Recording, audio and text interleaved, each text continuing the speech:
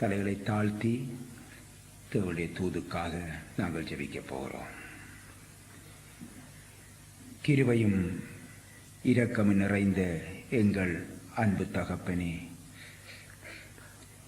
இன்றைய நாளிலும் ஆண்டவரே, உம்முடைய ஜீவனுள்ள வார்த்தைகளை அப்பா உம்முடைய பிள்ளைகள் மத்தியிலே கொடுப்பதற்கு நீங்கள் அடியனுக்கு கொடுத்த கிருபைக்காக ஸ்தோத்தரிக்கிறேன் ராஜா. இந்த இடத்திலும் உம்முடைய ஜீவனுள்ள வார்த்தைகளை உட்கொண்டு அதிலே பலன் கொண்டு வளர இந்த இடத்திலும் உம்முடைய பிள்ளைகளை நீங்கள் அழைத்து வந்தீங்க கர்த்தாவே. அதற்காக நன்றியோடு ஸ்தோத்தரிக்கிறோம் ஐயா. கர்த்தருடைய ஆவியானவரே, அடியேனோடும் உம்முடைய பிள்ளைகளோடும் கூட இருந்து வழி நடத்துங்க. உங்களுடைய ஆளுகைக்குள்ளே வைத்துக் கொள்ளுங்க ஆண்டவரே. இயேசு கிறிஸ்து ராஜாவின் வல்லமையுள்ள நாமத்தினால் கேட்டு நிற்கிறேன் பரிசுத்த பிதாவே, ஆமீன் ஆமீன். கர்த்தருடைய தூதுக்காக உபாகமம் 31 அதிகாரத்தை நாங்கள் எடுத்துக்கொள்வோம். உபாகமம் 31 அதிகாரம்.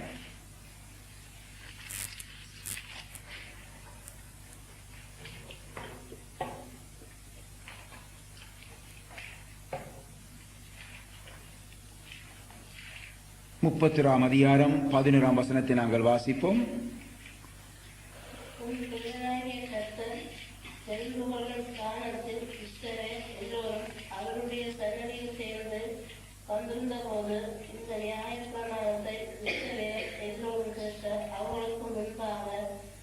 வாசிக்க கடவாய். ஆமென்.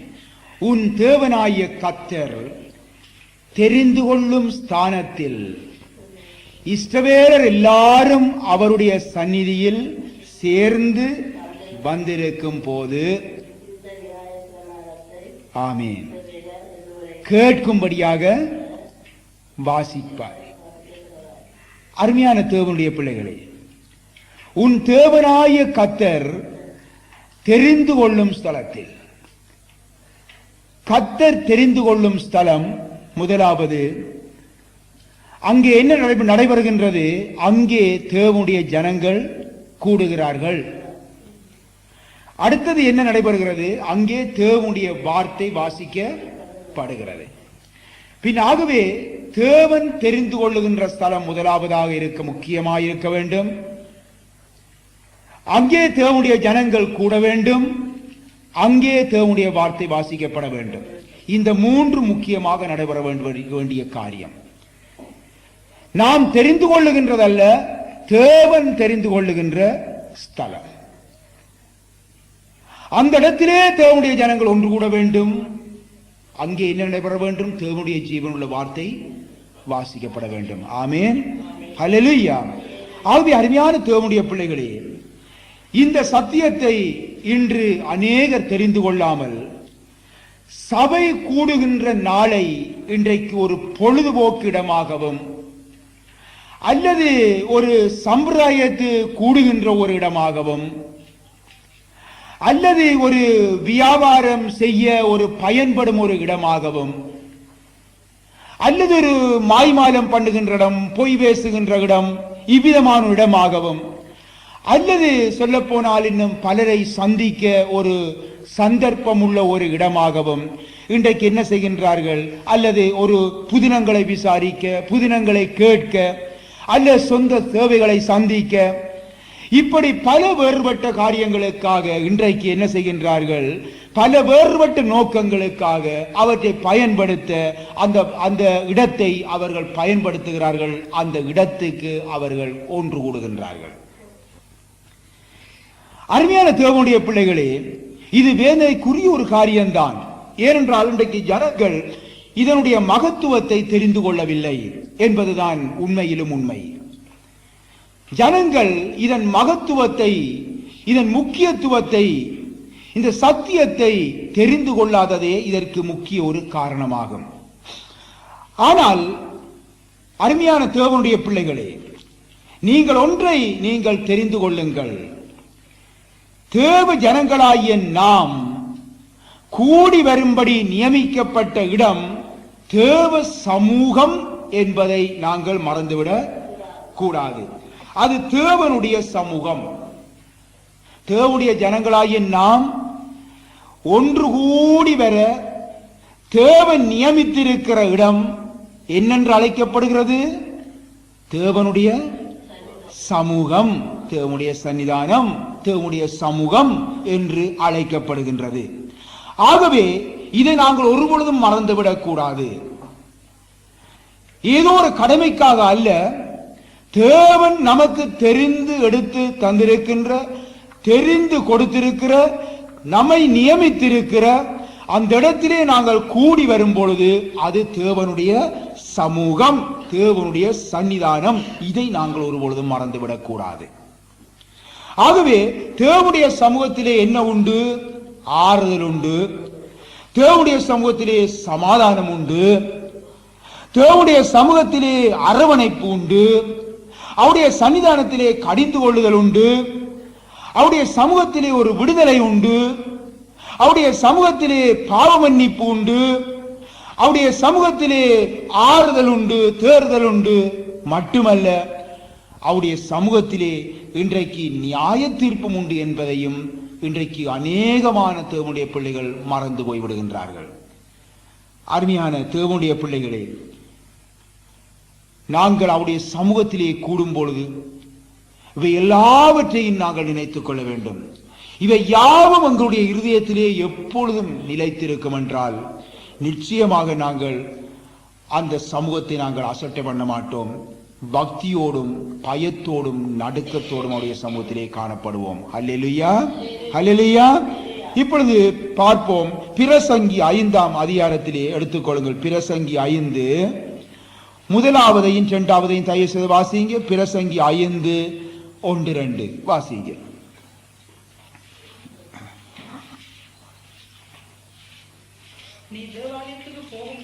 நீ தேவாலயத்துக்கு போகும்போது தடையை காத்துக்கொள்.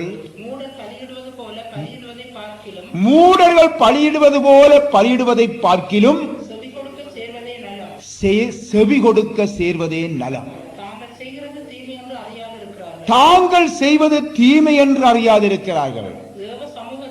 தேவ சமூகத்தில் நீ துணிகரமாய் உன் வாயினால் பேசாமலும் மனம் பதறி ஒரு வார்த்தையும் சொல்லாமலும் இரு. தேவன் வானத்தில் இருக்கிறார், நீ பூமியில் இருக்கிறாய். ஆதலால் உன் வார்த்தைகள் சுருக்கமாயிருப்பதாக. அருமையான தேவனுடைய பிள்ளைகளே, இந்த வார்த்தையை நீங்கள் வாசித்து பாருங்கள். தேவனுடைய சமூகம் எப்படிப்பட்டது என்று விளங்கும்.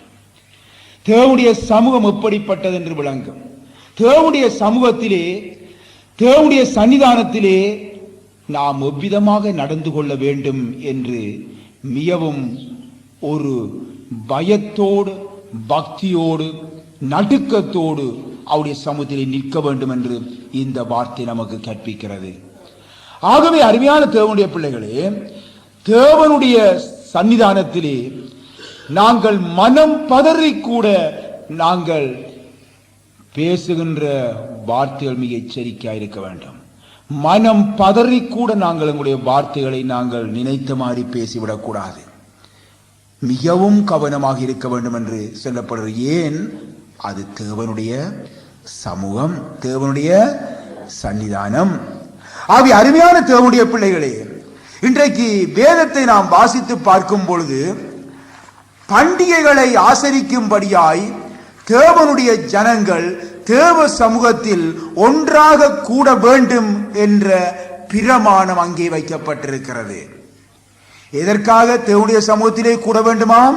பண்டிகைகள் ஆசரிக்கப்படுவதற்காக தேவனுடைய ஜனங்கள் தேவனுடைய சமூகத்திலே ஒன்றாக கூடப்பட வேண்டும் என்ற பிரமாணம் வைக்கப்பட்டிருக்கு. பிரமாணம் என்றால் என்ன? சட்டங்கள் வைக்கப்பட்டிருக்கிறது. யாரால் இந்த சட்டம் வைக்கப்பட்டிருக்கிறது? தேவனால் அவை நியமிக்கப்பட்டு இருக்கிறது. தேவனுடைய தாசர்களால், தேவனுடைய வழிநடத்தலோடு நியமிக்கப்பட்டிருக்கிறது. ஆகவே இவ்விதமான கர்த்தருடைய பிரமாணத்தின்படி இந்த இஸ்ரவேல் ஜனங்கள் கர்த்தருடைய சமூகத்திலே மகிழ்ச்சியுடனே ஒன்று கூடி பண்டிகைகளை ஆசரித்தார்கள் என்று சொல்லி நாங்கள் பார்க்கிறோம். எப்படி ஆசரித்தார்களாம்? அவர்கள் ஒன்று கூடி மகிழ்ச்சியோடு அவர்கள் பண்டிகைகளை ஆசரித்தார்கள். ஆகவே அவ்விதமாக தேவ சமூகத்தில் கூடப்படுகின்ற ஜனங்களும் தேவ ஜனங்கள் அவர்கள் எப்படியாக அந்த இடத்திலே கூடி எவ்விதமாக நடந்து கொள்ள வேண்டும் என்று போதிக்கப்பட்டுள்ளது, கட்டளைகள் கொடுக்கப்பட்டுள்ளது. எவ்விதமாக இஸ்ரவேல் ஜனங்கள் அவ்விதமாக போதிக்கப்பட்டிருந்தார்களோ அவ்விதமாக நம்முடைய இந்த காலத்திலே வாழுகின்ற தேவனுடைய பிள்ளைகளுக்கும் இந்த போதனை கொடுக்கப்பட்டிருக்கிறது. எப்படி? இந்த போதனை தான் நாமும் எப்படி தேவனுடைய ஸ்தலத்திலே அவருடைய சன்னிதானத்திலே அவருடைய சமூகத்திலே இவ்விதமாக மகிழ்ச்சியோடு சந்தோஷத்தோடு ஆராதிக்கின்றவர்களாக காணப்பட வேண்டும். ஹல்லேலூயா, ஹல்லேலூயா. அவருடைய வசனங்களை கேட்டு அந்த வசனங்களுக்கு கீழ்ப்படுகிற பிள்ளைகளாய் காணப்பட வேண்டும். ஹல்லேலூயா. அவருடைய கட்டளைகளின்படி ஜீவிக்க வேண்டும், ஜீவிக்க நம்மை ஒப்புக் கொடுக்க வேண்டும். ஆகவே அவர் நமக்கு பரிசுத்த சபையை அவர் அதற்காகவே நமக்கென்று கூட்டுகின்றார், அதற்காகவே அந்த நாளை நியமித்திருக்கிறார். அதற்குத்தான் பெயர் சபை கூடும் நாள் என்று சொல்லி நியமிக்கின்றார். சபை கூடும் நாள், சபை கூடும் நாள். ஹல்லேலூயா, ஹல்லேலூயா, ஹல்லேலூயா.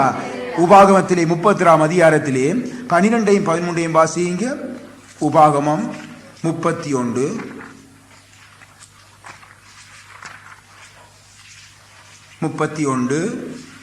12 13 வாசியுங்கள்.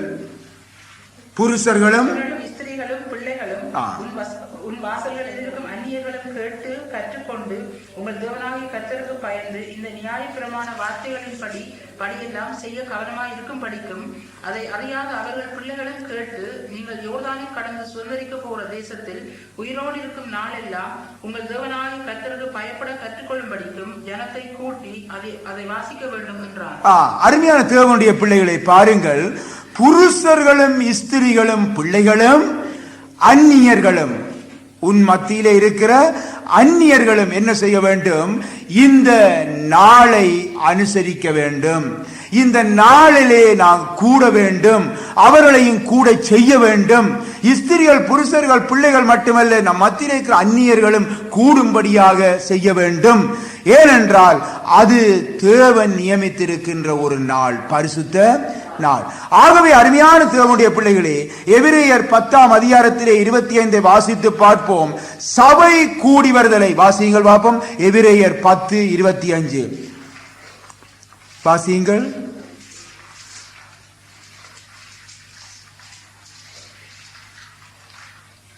எபிரேயர் 10:25 12 வாசியுங்க. சபை கூடுதலை சிலர் விட்டு விடுவது போல நாமும் விட்டு விடாமல் ஒருவருக்கொருவர் புத்தி சொல்ல கடவோம். நாளானது சமீபித்து வருகிறதை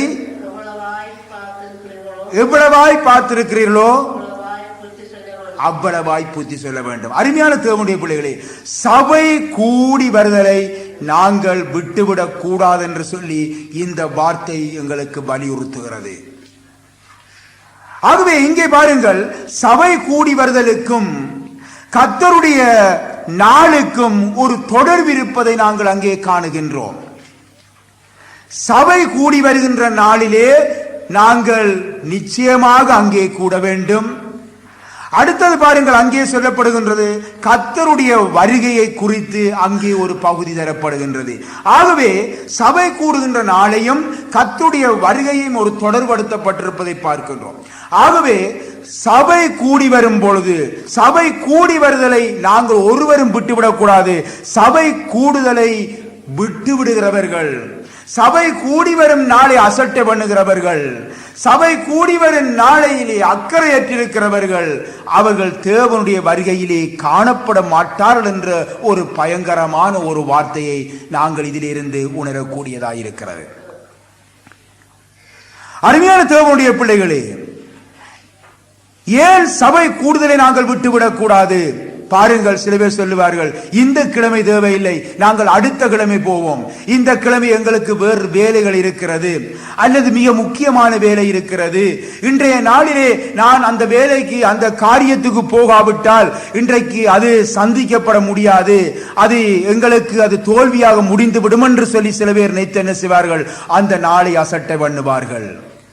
அருமையான தேவனுடைய பிள்ளைகளே, சபை கூடும் நாளை எந்த காரணத்தை கொண்டும் அசட்டை பண்ண வேதத்திலே தேவனுடைய பிள்ளைகளுக்கு இடம் கொடுக்க இல்லை. சபை கூடுகின்ற நாளிலே நாம் அந்த சபையிலே அந்த கூடுகின்ற நாளிலே பங்களிக்காது போனால், அன்றைய நாளிலே கர்த்தருடைய வருகை காணப்படுமானால், தேவனுடைய பிள்ளையே, உன்னுடைய அத்தனை வருட கால கர்த்தருக்குள்ளாக வாழுகிற வாழ்க்கை அவ்வளவும் வீணாகிவிடும். அன்றைய நாளிலே நீ கைவிடப்பட்டு விடுவாய். ஏன்?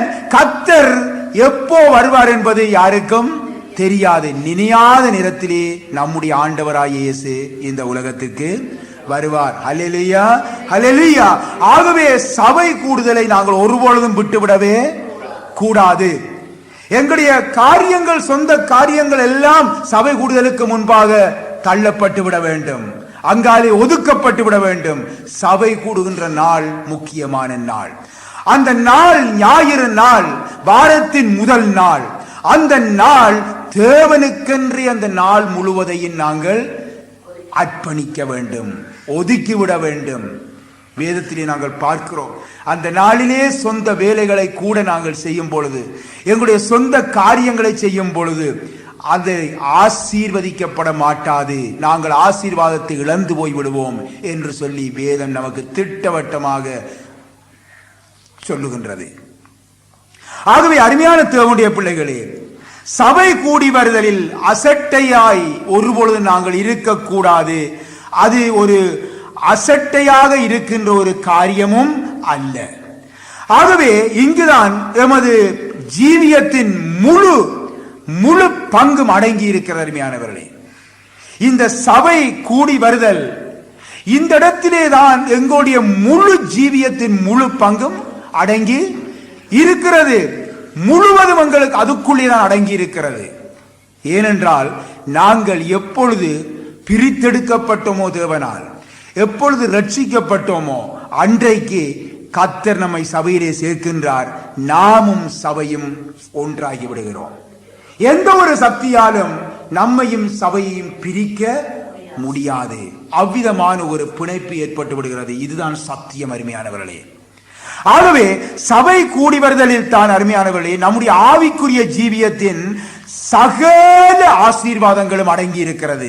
சகல ஆசீர்வாதங்களும் அடங்கி இருக்கிறது. ஆகவே சபை கூடுதலை விட்டு நீங்கள் கையிட்டு செய்கின்ற எந்த ஒரு வேலையும், எந்த ஒரு விதமான ஒரு வைபவங்களும், அல்லது எந்த விதமான ஒரு மகிழ்ச்சியான காரியங்களும் அருமையான தேவனுடைய பிள்ளைகளே, அது ஒருபொழுதும் திருத்தி அளிக்கவே மாட்டாது.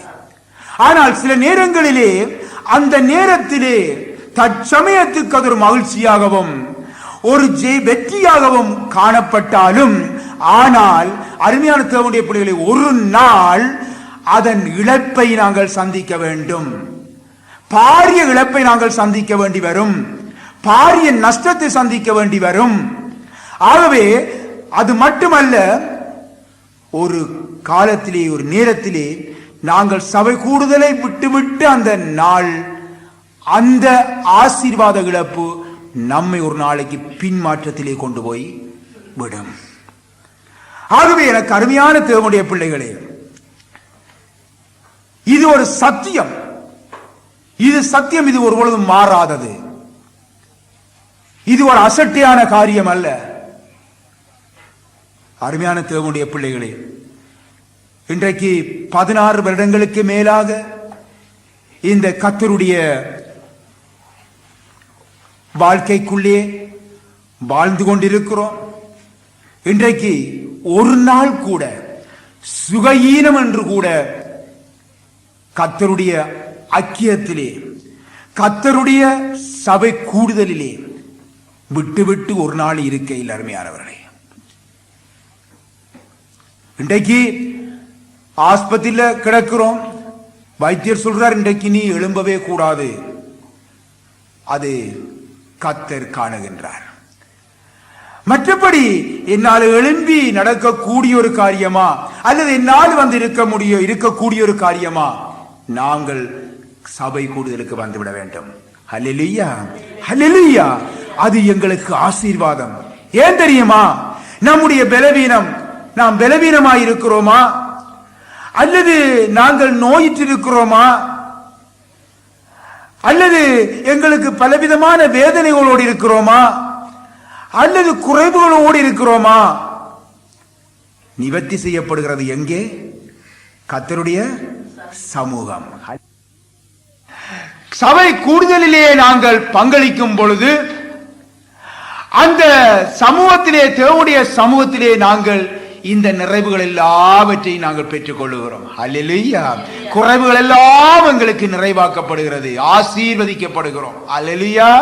அது எனக்கு அருமையான தேவனுடைய பிள்ளைகளே, சபை கூடி வருதலில் பாருங்க, இன்றைக்கு நம்முடைய ஆவிக்குரிய ஜீவியத்திலே தேவையான சகல ஆசீர்வாதங்களை நமக்கு உண்டு என்பதை நாங்கள் மறந்து போய்விடுகிறோம். சகல ஆசீர்வாதங்களை நமக்கு உண்டு. அடுத்தது, நமது பிரச்சனைகளை மேற்கொள்ள தேவையான ஆலோசனைகள் நமக்கு அங்கு கொடுக்கப்படுகிறது. கர்த்தர் நம்மோடு பேசுகின்றார். நம்முடைய ஜீவியத்தில், குடும்பத்தில், அதாவது எங்கெங்கு நாங்கள் கட்டப்பட்டிருக்கிறோமோ, நம்முடைய வாழ்க்கையில் எங்கெங்கு கட்டப்பட்டிருக்கிறோமோ அந்த இடங்கள் எல்லாம் அங்கே சுட்டி காட்டப்பட்டு அந்த இடத்திலே அவிழ்க்கப்பட, அந்த கட்டுக்கள் அவிழ்க்கப்பட கர்த்தர் எங்களுக்கு உதவி செய்கிறார். அல்லேலூயா. ஆகவே அருமையான தேவனுடைய பிள்ளைகளே, சபை கூடுதல் ஒரு முக்கியமான ஒரு நாள். ஆமென். ஆகவே சபை கூடுதலை நாம் அசட்டை பண்ணி நடந்தால், சபை கூடுதலில் ஒரு அசம்பந்தமான ஒரு போக்கை நாங்கள் கடைபிடித்தால், சபை கூடுதலிலே நாங்கள் ஒரு ஏனோ தானோ என்ற ஒரு போக்கை நாங்கள் கடைபிடித்தால், உன்னத ஆசீர்வாதங்களினால் நாங்கள் நிறைக்கப்படாமல் அதை இழந்து போவோம் என்பதை மறந்துவிடக் கூடாது. உன்னத ஆசீர்வாதங்களை நாங்கள் இழந்து போய்விடுவோம். பாரிய இழப்பை அது கொண்டு வரும், எங்களுக்கு ஒரு நாள் கொண்டு வரும். அதே ஆகவே அருமையான தேவனுடைய பிள்ளைகளே, தேவ ஆசீர்வாதங்களை நாம் இழந்து விடாதபடியும், பாரிய இழப்பை நாங்கள் சந்திக்காதபடியும், தேவ சமூகத்துக்கு நாங்கள் உற்சாகத்தோடும் தாகத்தோடும் ஓடி வர வேண்டும். அல்லேலூயா, அல்லேலூயா. ஒருடைய வற்புறுத்தல் அல்ல, ஒருடைய கட்டாயம் அல்ல. நாங்கள் எங்களுடைய உள்ளத்தில் இருக்கின்ற ஒரு தாகத்தோடும் உற்சாகத்தோடும் கர்த்தருடைய சமூகத்துக்கு நாங்கள் போகிறோம் என்ற உற்சாகத்தோடு நாங்கள் ஓடி வர வேண்டும். ஹல்லேலூயா, ஹல்லேலூயா. ஆகவே அருமையான தேவனுடைய பிள்ளைகளே, இன்றைக்கு தேவனுடைய சமூகத்திலே ஆசீர்வாதங்களை பெற்றுக் கொள்வதற்காக நாம் ஓடி வருகிறோம். நல்லது. அது மட்டுமல்ல, தேவனுடைய சமூகத்திலே ஆசீர்வாதங்களை மாத்திரம் பெற்றுக் கொள்வதற்காக மாத்திரம் அல்ல தேவ சமூகத்துக்கு நாங்கள் வருவது. கர்த்தருக்கு காணிக்கைகள், தசமபாகங்கள் செலுத்தும்படியாகவும் நாங்கள் உற்சாகத்தோடு நாங்கள் சபை கூடுதலுக்கு ஓடி வர வேண்டும். ஆமென். இதை இன்றைக்கு அநேகர் மறந்து போய்விடுகின்றார்கள். இன்றைக்கு தேவனுடைய சமூகத்துக்கு வந்தால் போதும் என்று சில பேர் இருந்து விடுகின்றார்கள். இல்லை, தேவனுடைய சமூகத்துக்கு நாங்கள் வருகின்றோம் என்ற அந்த உற்சாகத்தோடு மட்டுமல்ல, நான் இன்றைக்கு தேவனுடைய சமூகத்துக்கு தசமபாகம் கொடுக்க போகின்றேன், நான் காணிக்க கொடுக்க போகிறேன் என்ற அந்த உற்சாகத்தோடு தேவனுடைய சமூகத்துக்கு ஓடி வர வேண்டும். அந்த உற்சாகம் மனதுடன் ஓடி வர வேண்டும். உபாகமம் 16ஆம் அதிகாரத்தை எடுத்துக்கொள்வோம். உபாகமம் 16ஆம் அதிகாரம், உபாகமம் 16ஆம் அதிகாரம் 17ஆம் வசனத்தை தயவு செய்து வாசிங்க. 17, 16, 17. ஆனாலும் அவர்கள் கர்த்தருடைய சந்நிதியில் வெறும் கையோடே வராமல் உன் தேவனாகிய கர்த்தர் உனக்கு அருளிய ஆசீர்வாதத்துக்கு தக்கதாக அவனவன் தன் தகுதிக்கு ஏற்றபடி காணிக்கையை கொண்டு வர கடவன். பின் ஆகவே நாங்கள் பார்க்கிறோம், கர்த்தருடைய சமூகத்துக்கு நாங்கள் வெறுங்கையோட நாங்கள் வரக்கூடாது. ஆமென், ஹல்லேலூயா. வெறும் கையோடு நாங்கள் வரக்கூடாது. நாம் கர்த்தருடைய சமூகத்துக்கு வரும் பொழுது வெறும் கையோடு வரக்கூடாது. நாங்கள் காணிக்கைகளோடு தசமபாகங்களோடு வர வேண்டும். ஹல்லேலூயா, ஹல்லேலூயா. அருமையான தேவனுடைய பிள்ளைகளே, கிறிஸ்துவ பெற்றோர் கூட பிள்ளைகளுக்கு கூட வெறுங்கையோடு கூட்டி வர பழக்க கூடாது. இன்றைக்கு நாங்கள் வீட்டிலே இருந்து வெளிக்கிடும் பொழுது கூட இன்றைக்கு கர்த்தருக்கு காணிக்கை போட வேண்டும், இந்தா வைத்துக்கொள் என்று சொல்லி அந்த பிள்ளைக்கு கொடுக்கும் பொழுது அந்த பிள்ளைக்கு அது பழக்கமாக வருகிறதோ, இன்றைக்கு நான் போகும் பொழுது நான் காணிக்கை கொடுக்க வேண்டும், காணிக்கை கொடுக்க வேண்டும் ஆண்டவருக்கு என்று சொல்லி அந்த நினைவிலே அந்த பிள்ளை வளருகின்றது. ஆகவே நாங்கள் பிள்ளைகளுக்கும் அவ்விதமான ஒரு வழியிலே வழிநடத்த வேண்டும். ஆகவே அருமையான தேவனுடைய பிள்ளைகளே, காணிக்கைகள் தசோபாகங்கள் கொடுப்பதற்காக நாங்கள் வெறுமையாக வரக்கூடாது. நாங்கள் அவற்றை கொடுக்கக்கூடிய நிறைந்த கரத்தோடு நிறைந்த மனதோடு நாங்கள் வர வேண்டும். அது மட்டுமல்ல, பாருங்கள், அதற்காக மட்டுமல்ல, இன்னும் தேவனுடைய சமூகத்துக்கு வரும் பொழுது கர்த்தருக்குரிய மகிமையை அவருக்கு செலுத்தி அவர் வாசல்களில் துதியோடும் அவர் பிரகாரங்களில் புகழ்ச்சியோடும் பிரவேசித்து அவரை துதிக்கும்படியாக அவருடைய நாமத்தை உயர்த்தும்படியாக நாங்கள் தேவனுடைய சமூகத்துக்கு வர வேண்டும். ஹல்லேலூயா. ஆகவே நம்முடைய கைகள் நிரம்ப அவருக்கு கொண்டு வருவது மட்டுமல்ல, எங்களுடைய இருதயமும் நிறைந்த துதியோடு அவருடைய சமூகத்திலே வர வேண்டும். ஆகவே நான் கர்த்தருடைய சமூகத்துக்கு நான் போகும் பொழுது நான் காணிக்கை கொண்டு போக வேண்டும்.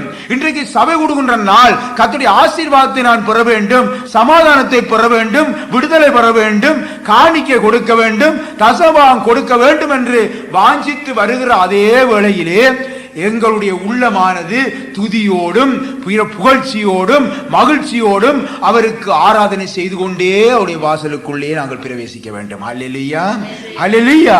நினைத்து பாருங்கள், எவ்வளவு ஒரு ஆசீர்வாதமான காரியம். ஏதோ அந்த நேரத்தில் வெளிக்கிட்டு கொண்டு ஏதோ போனால் போதும் என்று போட்டு வெளிக்கிட்டு ஓடி வருகின்றவர்கள் அல்ல, அவர்களாய் காணப்படக்கூடாது. அல்லது ஒரு பிரயாணம் பண்ணி நாங்கள் போகிறோம், ஒரு பிரயாணம் பண்ணி ஆலயத்துக்கு வருகிறோம் என்றால் அந்த பிரயாணத்தின் போதும் எங்களுடைய வாயிலே புகழ்ச்சியும் மகிழ்ச்சியும் துதியும் எல்லாம் இருந்து கொண்டே வர வேண்டும். ஆகவே அருமையான தேவனுடைய பிள்ளைகளை பாருங்கள், எவ்வளவு பக்தியோடும் பயத்தோடும் நாங்கள் கர்த்தருடைய சமூகத்துக்கு வர வேண்டும் என்பதை சிந்தித்து பாருங்கள். அருமையான தேவனுடைய பிள்ளைகளே, இன்றைக்கு கத்தோலிக்க மதத்திலே இருக்கிற பிள்ளைகள் அறிவார்கள், கத்தோலிக்க மதத்திலே கூட ஒரு நல்ல பழக்க வழக்கங்கள் உண்டு. அந்த பழக்க வழக்கங்களை அருமையான தேவனுடைய பிள்ளைகளே நீங்கள் கூட, அருமையான தேவனுடைய பிள்ளைகளே, இன்றைக்கு கத்தோலிக்க மதத்திலே இருக்கிற பிள்ளைகள் அறிவார்கள், கத்தோலிக்க மதத்திலே கூட ஒரு நல்ல பழக்க வழக்கங்கள் உண்டு. அந்த பழக்க வழக்கங்களை அருமையான தேவனுடைய பிள்ளைகளே நீங்கள் கூட சில நேரங்கள் ஆவிக்குரிய வாழ்க்கைக்குள்ள வந்தால் மறந்து விடுகின்றார்கள். அது ஒருபொழுதும் மறந்துவிடக்கூடாது. நல்ல பழக்க வழக்கங்களை நாங்கள் ஒருபொழுதும் விட்டுவிடக்கூடாது. என்ன நல்ல பழக்க வழக்கங்கள் பாருங்கள், எங்கேயாலும் ஒரு இடத்திற்கு அவர்கள் போக வேண்டும் என்று பஸ்கள் ஏறி போவார்கள் என்றால், கூட்டமாக எல்லாரும் சேர்ந்து போவார்கள் என்றால், அந்த பஸ்ஸுக்குள்ளே இருந்து கொண்டு அதை குறித்து இதை குறித்து கதைக்கிறது எப்பயாலும் கேள்விப்பட்டிருக்கீங்களா? நீங்கள் கத்தோலிக்க பிள்ளைகள் கேள்விப்பட்டுக்கிறீங்களா? இல்ல. வேறொன்று என்ன செய்வாங்க? பஸ் வலிக்கிட்டு போய்கள் என்ன செய்வாங்க? பாட்டுகள் படித்து ஜெபம் செய்து பாட்டு படித்து போய் இறங்கும் வரைக்கும் அதையே செய்து கொண்டு போவாங்க. இத கத்தோலிக்க மக்கள் ஒரு நாளும் மறுக்க முடியாது, நீங்க மறுக்கவே மாட்டீங்க. ஆனால் அருமையான பிள்ளைகளே, இன்றைக்கு ஆவிக்குரிய தேவனுடைய பிள்ளைகளிலே இவ்விதமான காரியங்கள் அற்று போயிருக்கிறது, ஒரு வேதனைக்குரிய காரியம். ஆகவே நாங்கள் இவ்விதமான நல்ல காரியங்களை நாங்கள் எங்களுடைய வாழ்க்கையிலே நாங்கள் பின்பற்ற வேண்டும். ஆனால் அவர்கள் அவ்விதமாக பாடுகிறார்கள், ஜெபிக்கிறார்கள், போகிறார்கள். ஆனால் அவர்களை விட நாங்கள் இன்னமாய் அதிகமாய் அதுகளிலே ஈடுபட வேண்டும். ஏன் தெரியுமா? நாங்கள் மறுபடியும் பிறந்து அப்பா பிதாவே என்று அழைக்கின்ற பாவங்கள் கழுவப்பட்ட ஜனங்களாய் நாங்கள் இருக்கின்றோம். அல்லேலூயா, அல்லேலூயா. ஆகவே நாங்கள் இவ்விதமாக வரும் பொழுது நாங்கள் புகழ்ச்சியோடும் மகிழ்ச்சியோடும் அவருடைய பிராரங்கள் வந்து அவருடைய வாசலில் பிரவேசிக்கும் பொழுது எவ்வளவு ஒரு ஆசீர்வாதத்தை நாங்கள் பெற்றுக் கொள்கிறோம். அல்லேலூயா, அல்லேலூயா, அல்லேலூயா. ஆகவே அருமையான தேவனுடைய பிள்ளைகளே, நாம் வெறும் கையுடன் தேவனுடைய சமூகத்துக்கு போகாமல் காணிக்கைகளையும் தசோபாங்களையும் கொண்டு அவருடைய சமூகத்திலே வர வேண்டும்.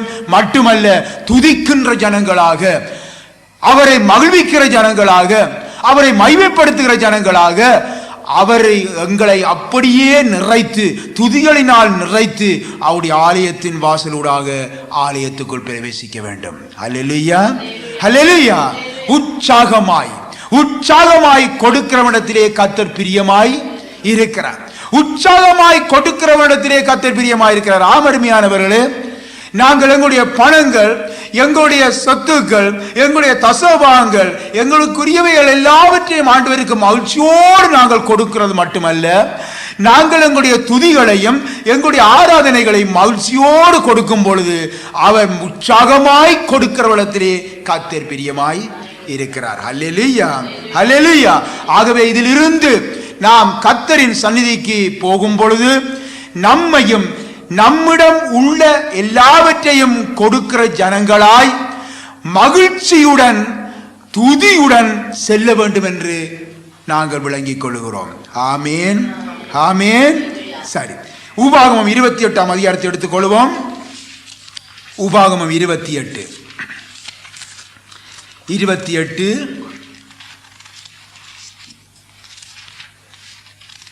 47ஆம் வசனம் 48ஆம் வசனத்தையும் வாசியுங்க.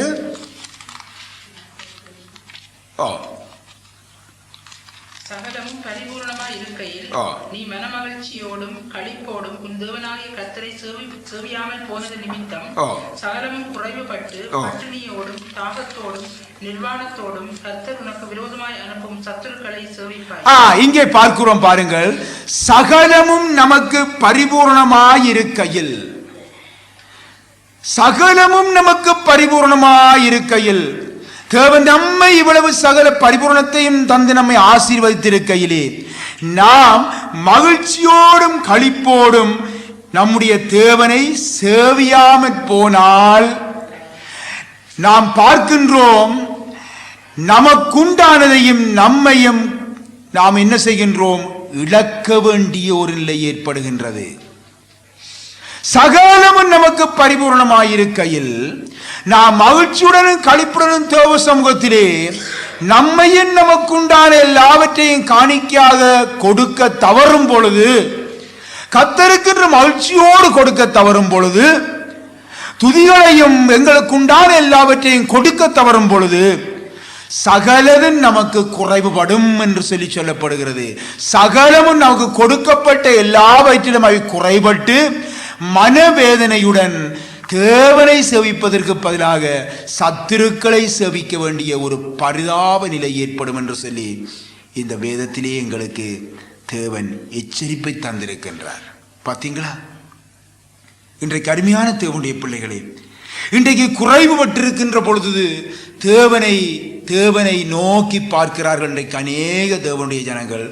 ஆனால் அவர்களுக்கு பலவிதமான வழிகளிலே பரிபூர்ணமாய் அவர்கள் தேவனால் ஆசீர்வதிக்கப்படும் பொழுது என்ன செய்கின்றார்கள், அவர்கள் தேவனை மறந்து விடுகின்றார்கள், தேவனை மறந்து விடுகின்றார்கள், தேவனுடைய காரியங்களை மறந்து விடுகின்றார்கள். அப்பொழுது அது எங்கே ஒரு ஆபத்தை கொண்டு வருகிறது என்பதை இன்றைக்கு அவர்கள் எண்ணாமற் போகின்றார்கள்.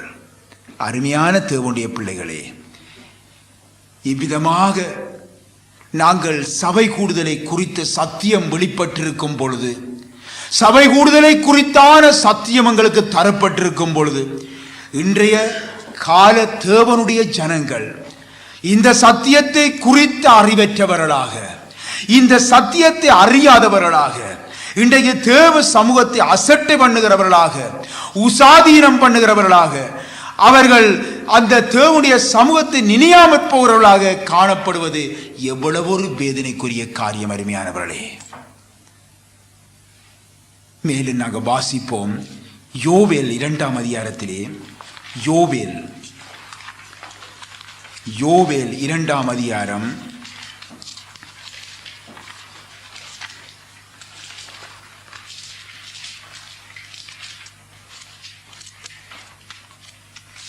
2ஆம் அதிகாரம் 15-16 வாசிங்க.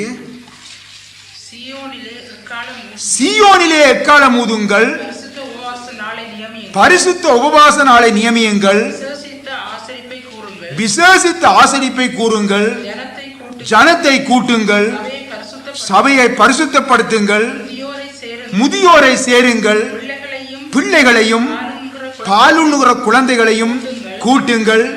மணவாளன் தன் அறையையும் மணவாட்டி தன் மறைவையும் விட்டு புறப்படுவார்களாக. அருமையான தேவனுடைய பிள்ளைகளே, பரிசுத்த உபவாச நாளை நியமித்து தேவ ஜனங்களை தேவ சமூகத்தில் கூட்டும்படி தேவன் கட்டளையிடுகிறார். ஆமேன், ஆமேன். அருமையான தேவனுடைய பிள்ளைகளே, பரிசுத்த உபவாச நாளை நியமிக்க வேண்டும், ஜனத்தை கூட்ட வேண்டும், சபையை பரிசுத்தப்படுத்த வேண்டும், முதியோரை சேர்க்க வேண்டும், பிள்ளைகளையும் பாலுண்ணுற குழந்தைகளையும் கூட்ட வேண்டும்.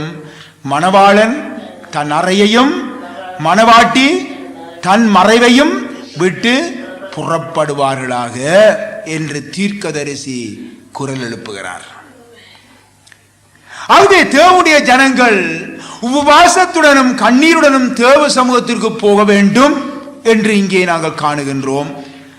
சபை உபவாச நாளை நியமிக்கும் பொழுது தேவனுடைய ஜனங்கள் தேவ சமூகத்தில்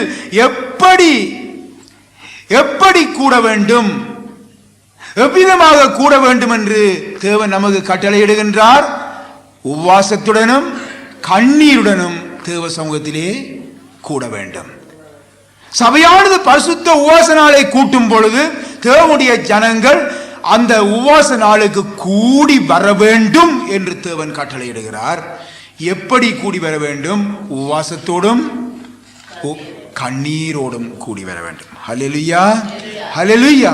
ஆகவே அருமையான தேவனுடைய பிள்ளைகளே, இன்றைக்கு சபையிலே உபவாச நாள் நியமிக்கப்படும் பொழுது தேவனுடைய ஜனங்கள் ஏன் தேவ சமூகத்திலே கூட வேண்டும்? சபையானது உபவாச நாளை நியமிக்கிறது, ஆனால் தேவனுடைய ஜனங்கள் ஏன் அந்த தேவ சமூகத்திலே கூட வேண்டும் என்று ஒரு சிறு கேள்வி உங்களுடைய இருதயத்திலே எழும்பலாம்.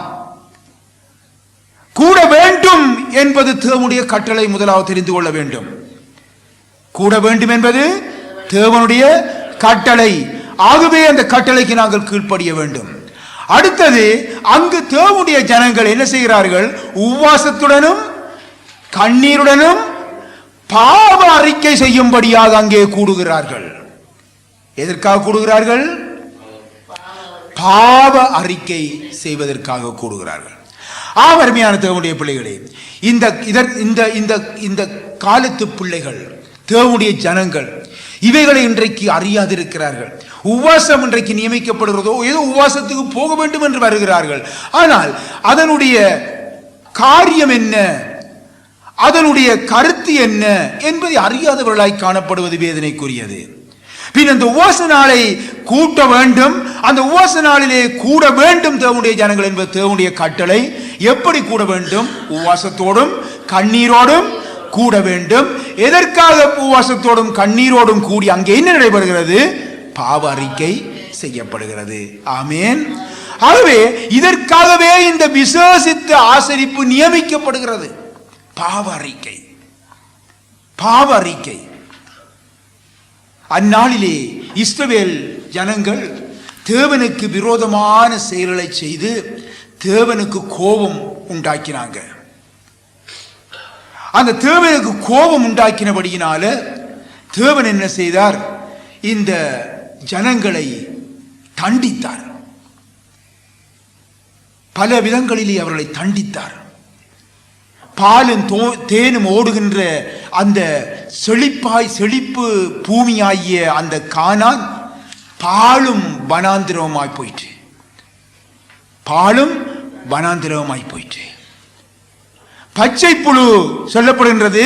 பச்சை புழு விட்டதை வெட்டுக்கிளி தின்றது, வெட்டுக்கிளி விட்டதை பச்சை கிளி தின்றது, பச்சை கிளி விட்டதை முசுக்கொட்டை பூச்சி தின்றது. போஜன பலியும் பானபலியும் அற்று போயின, புது திராட்சை ரசம் வற்றி போயிற்று, எண்ணெய் மாண்டு போயிற்று.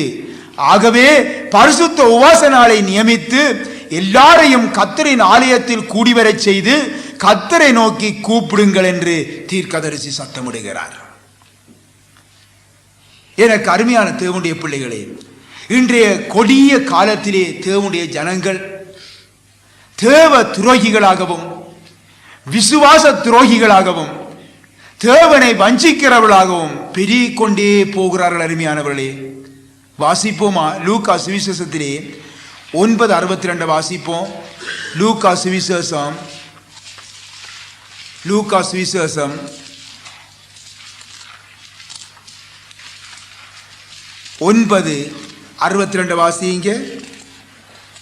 வாசிங்க. அதற்கு இயேசு கலப்பையின் மேல் தன் கையை வைத்து பின்னிட்டு பார்க்கிறவனும் தேவனுடைய ராஜ்யத்துக்கு தகுதி உள்ளவன் அல்ல என்றார். பாத்தீங்களா? கலப்பையின் மேல் கையை வைத்து பிறகு என்ன செய்றான்? பின்னிட்டு பார்க்கிற எவனும் தேவனுடைய ராஜ்யத்துக்கு தகுதியே இல்லை. பின் ஆகவே அருமையான தேவனுடைய பிள்ளைகளே, இன்று தேவனுடைய ராஜ்யத்தின் பிள்ளைகள் இன்றைக்கு அநேகர் தேவனுடைய ராஜ்யத்துக்கு தகுதி அற்றவர்களாக மாறிக்கொண்டிருப்பதைத்தான் நாங்கள் காணுகிறோம். இது எவ்வளவு ஒரு வேதனைக்குரிய ஒரு காரியம் என்பதை சிந்தித்து பாருங்க. எனக்கு அருமையான தேவனுடைய பிள்ளைகளே, இன்றைய கால அநேக தேவனுடைய ஜனங்கள் தேவ சித்தம் செய்வதும் கர்த்தரின் சேவைக்கு தங்களை அர்ப்பணிப்பதும் அற்றுப்போய் இல்லாமல் போய் சுய விருப்பங்களை நிறைவேற்றுவதையும் பாடுகளற்ற சொகுசான ஒரு ஜீவியத்தை தெரிந்து கொள்ளுகிறவர்களாயும் அவர்கள் காணப்படுகின்றார்கள். அருமையான தேவனுடைய பிள்ளைகளே, இதனால் இந்த தேவனுடைய பிள்ளைகள் மத்தியிலே இந்த தேவ சமூகம் அவர்களை விட்டு மெல்ல மெல்ல நீங்கி பரிசுத்த ஆவியினால் நிறைந்து களிகூறும் ஒரு இடமாய் காணப்படாமல் நாளடைவிலே தேவ கிருபையை இழந்து தங்கள் ஜீவியத்திலே ஒரு பாரிய தோல்வியை அவர்கள் சந்திக்கிறார்கள். இந்த நிலைமையே இந்த தீர்க்கதரிசி சொல்லுகின்ற போஜன பலியும் பானபலியும் அற்றுப்போயின, புது திராட்சை ரசம் வற்றி போயிற்று, எண்ணெய் மாண்டு போயிற்று என்ற வார்த்தைகள் இதைத்தான் குறிக்கிறது. அருமையானவர்களே, இன்றைக்கு எத்தனை தேவனுடைய பிள்ளைகள் இன்றைக்கு நாளுக்கு நாள் அவர்கள் கலப்பையின் மேல் கையை வைத்துவிட்டு திரும்பி பார்த்து பின்னிட்டு போய் கொண்டிருக்கிறது ஒரு வேதனைக்குரிய காரியமாயிருக்கிற அருமையானவர்களே. இவை எல்லாவற்றின் நிமித்தமுமே பரிசுத்த உபவாச நாள் நியமிக்கப்படும் போது தேவனுடைய ஜனங்கள் அவருடைய சமூகத்திலே கூடி வர வேண்டும் என்று தேவன் ஜனங்களை எச்சரிக்கின்றார். இவ்விதமான காரியங்கள் எல்லாம் நடந்து கொண்டிருக்கின்றது. இவ்விதமான வேதனைகளுக்குரிய சம்பவங்கள் நடைபெற்றுக் கொண்டிருக்கின்றது. தேவனுடைய ஜனங்கள் வழி தப்பி போகின்றார்கள், பின்மாற்றம் அடைந்து போகிறார்கள். ஆகவே உபவாச நாளை நியமியுங்கள், தேவனுடைய ஜனங்களுடைய சமூகத்திலே கூடி வர வேண்டும் என்று ஜனங்களை தேவன் எச்சரிக்கின்றார். யோவேல் 1 அதிகாரத்திலே 13 வசனத்தை வாசிப்போமா?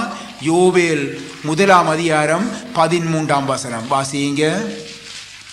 1060 பக்கம் பழைய ஏற்பாடு வாசிங்க. ஆசாரியர்களே, இரட்டுடுத்தி புலம்புங்கள், பலிபீடத்தின் பணிவிடைக்காரரே அலறுங்கள், என் தேவனுடைய தொண்டரே நீங்கள் உள்ளே பிரவேசித்து இரட்டுடுத்தவர்களாய் தங்குங்கள் என்று தீர்க்கதரிசி சத்தமிடுகிறார்.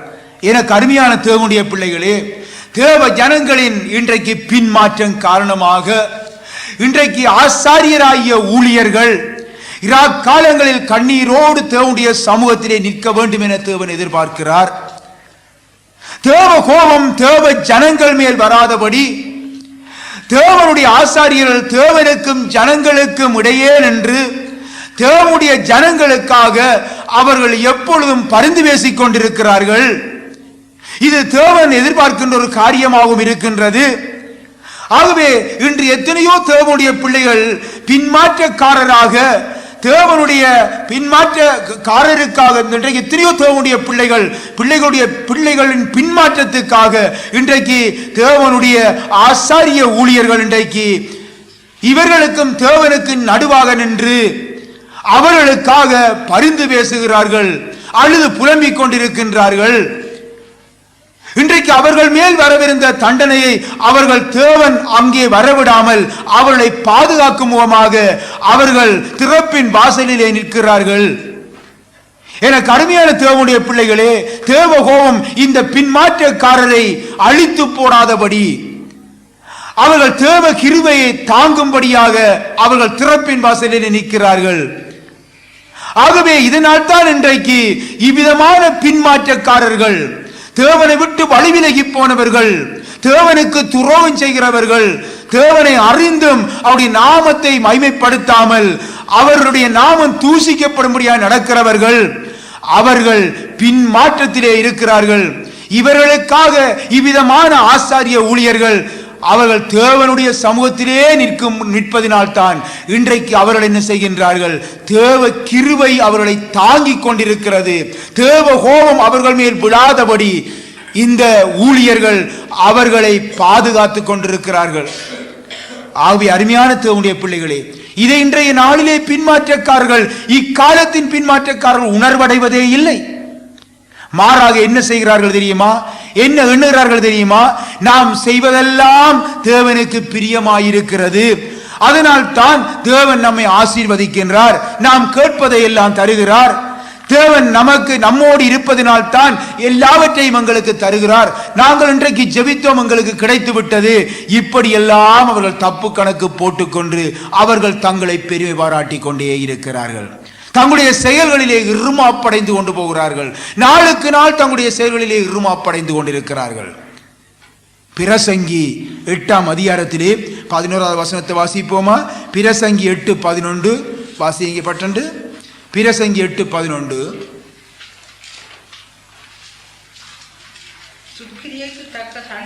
துக்கிரியலுக்கு தக்க தண்டனை சீக்கிரமாய் நடவாதபடியால் மனுபுத்திரனின் இருதயம் பொல்லாப்பை செய்ய அவர்களுக்குள்ளே துணிகரம் கொண்டுள்ளது. பாத்தீங்களா? துக்கிரியலுக்குரிய தண்டனை அவர்களுக்கு ஏற்ற வேளையிலே கிடைக்காதபடியினாலே அவங்க என்ன செய்கிறாங்க?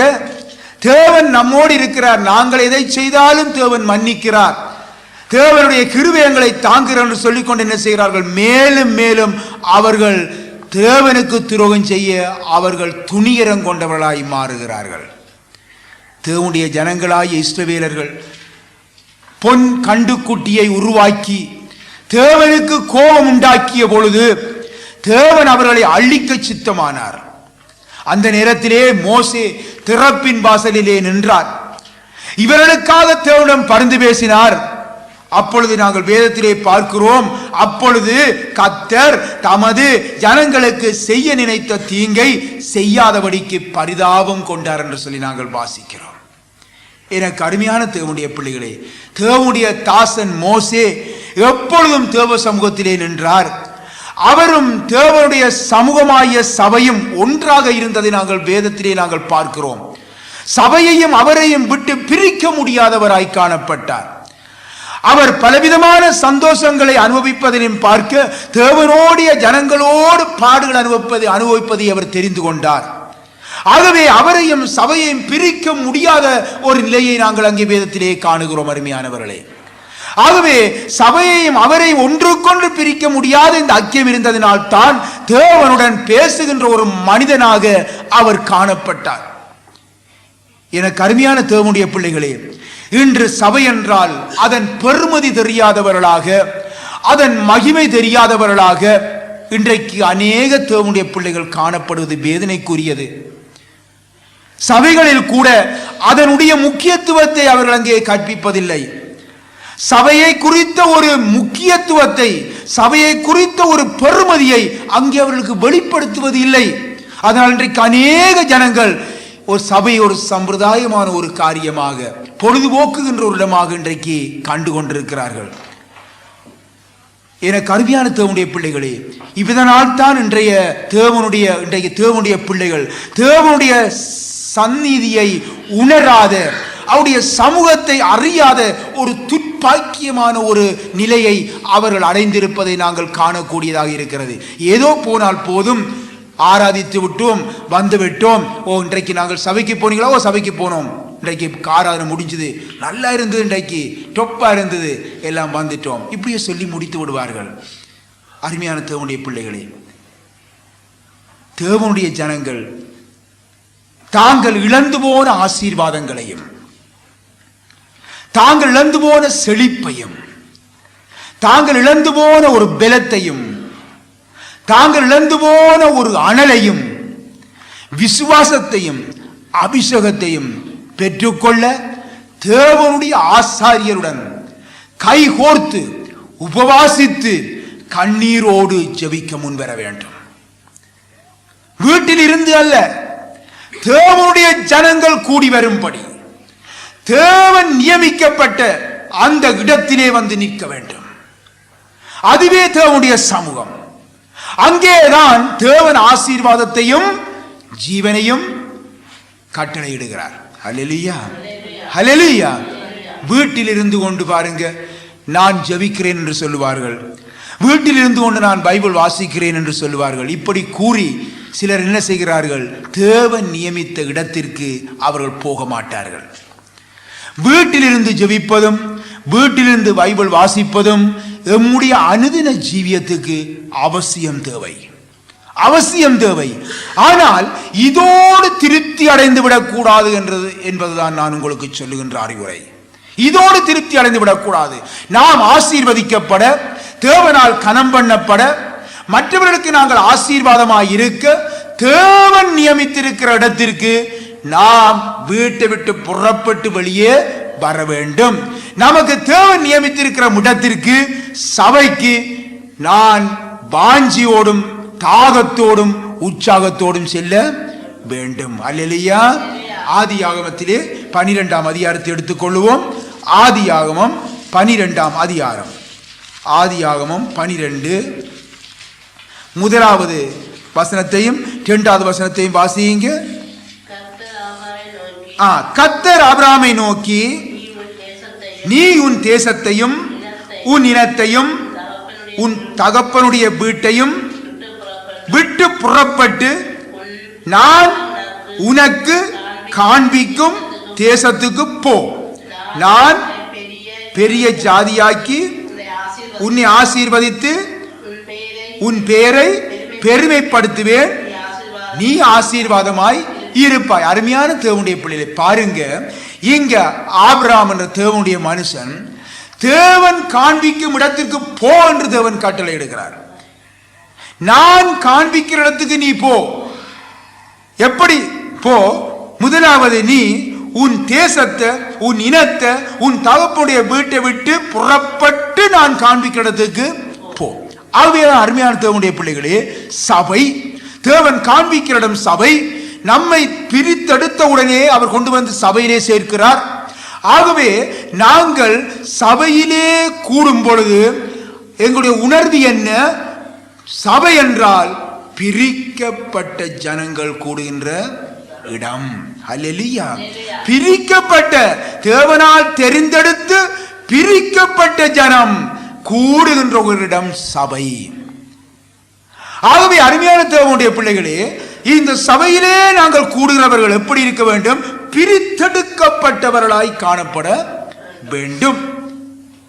ஆகவே அருமையான தேவனுடைய பிள்ளைகளே, இங்கே பார்க்கிறோம், சில பேர் பாருங்கள், நாங்கள் சபையை விட நாங்கள் எங்கள் உறவுகளிலே நாங்கள் பற்றுதலை வைத்திருப்போம், எங்களுடைய காரியங்களிலே பற்றுதல் வைத்திருப்போம், எங்களுடைய சொந்த காரியங்களிலே பற்றுதல் வைத்திருப்போம், எங்களுடைய வீட்டை குறித்து ஒரு பற்றுதல் வைத்திருப்போம், எங்களுடைய உறவை குறித்து பற்றுதல் வைத்திருப்போம், எங்களுடைய ஐக்கியங்களை குறித்து ஒரு பற்று வைத்திருப்போம்.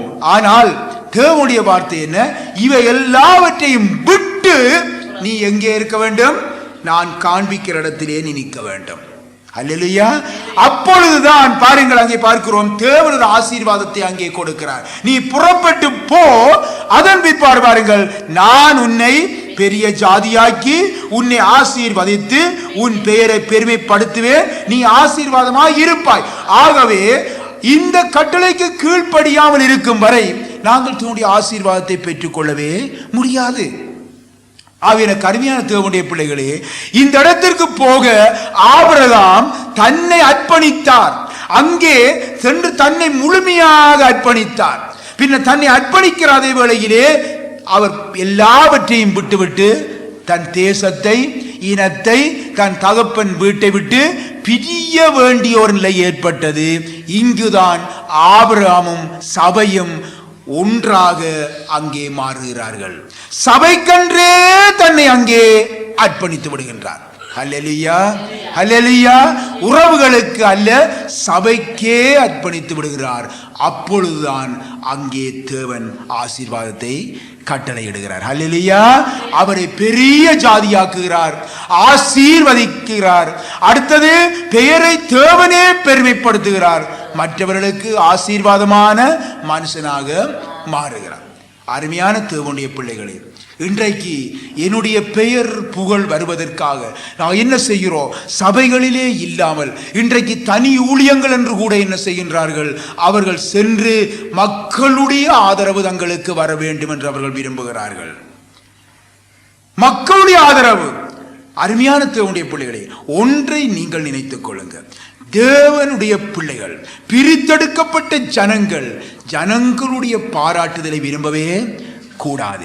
தேவன் நம்மை பெருமைப்படுத்த வேண்டும், தேவன் நம்மை உயர்த்த வேண்டும், நம்மை பெரிய ஜாதியாக மாற்ற வேண்டும், தேவன் ஆசீர்வதிக்க வேண்டும். அல்லேலூயா, அல்லேலூயா. அதுதான் அருமையானவருடைய ஆசீர்வாதம். ஆசீர்வாதம் தேவன் ஆசீர்வதிக்கும் பொழுது நாம் மற்றவர்களுக்கும் ஆசீர்வாதமாய் காணப்படுவோம். 3வது வசனத்தை நாங்கள் வாசித்து பார்ப்போம். உன்னை ஆசீர்வதிக்கிறவர்களை ஆசீர்வதிப்பேன், உன்னை சபிக்கிறவர்களை சபிப்பேன், பூமியில் உள்ள வம்சங்கள் எல்லாம் உனக்குள் ஆசீர்வதிக்கப்படும் என்றார். பார்த்தீங்களா அருமையானவர்களே, எவ்வளவு ஒரு ஆசீர்வாதம்! தேவனுடைய கட்டளைக்கு கீழ்ப்படிந்து அவன் சபையோடு ஐக்கியமாய் மாறும் பொழுது, அந்த ஐக்கியத்திலே அவன் நிலைத்திருக்கும் பொழுது தேவனுடைய ஆசீர்வாதம் நம்மை வந்து அடைகிறது. ஆமேன். அருமையான தேவனுடைய பிள்ளைகளே, சபை கூடி வரும் நாளை காரணம் கொண்டு நாங்கள் அசட்டை பண்ணாமல், அந்த நாளை நாங்கள் வாஞ்சையுடனும் தாகத்துடனும் மனப்பூர்வத்துடனும் எங்களை அர்ப்பணித்து நாங்கள் சபை கூடுதலுக்கு ஓடி வர வேண்டும். நம்முடைய சொந்த காரியங்களை எல்லாம் விட்டு, நம்முடைய வீட்டை விட்டு, நம்முடைய உறவுகளை விட்டு, நம்முடைய எல்லா விதமான காரியங்களை விட்டு, ஏன் அந்த நாளிலே நமக்கு ஏதாவது வருமானம் வருகிறதா இருந்தாலும் அதையும் இழக்க தயாராகி நான் என்ன செய்ய வேண்டும்? தேவனுடைய சபைக்கு ஓடி வர வேண்டும். அந்த ஐக்கியத்திலே அவருடைய நினைவாகவே நின்று பங்கு பெற்ற வேண்டும். எனக்கு வேறு எந்த சிந்தனையும் இருக்கக்கூடாது. அப்பொழுது கர்த்தர் நம்மை ஆசீர்வதிக்கிறார். அல்லேலூயா. தேவனுடைய பிள்ளையே, சபையும் நானும் ஒன்று என்ற நிலை உங்களிலே வர வேண்டும். சபையின் நானும் ஒன்று. நான் சபைக்கு என்னை நான் அர்ப்பணித்து விட்டேன், சபையையும் என்னையும் எந்த சக்தியாலும் பிரிக்க முடியாது என்ற இந்த அர்ப்பணிப்பு எங்களிலே ஏற்படும் பொழுது தேவன் நிச்சயமாக நம்மை ஆசீர்வதித்து நம்மை பெருமைப்படுத்துவார். ஆமேன், ஆமேன்.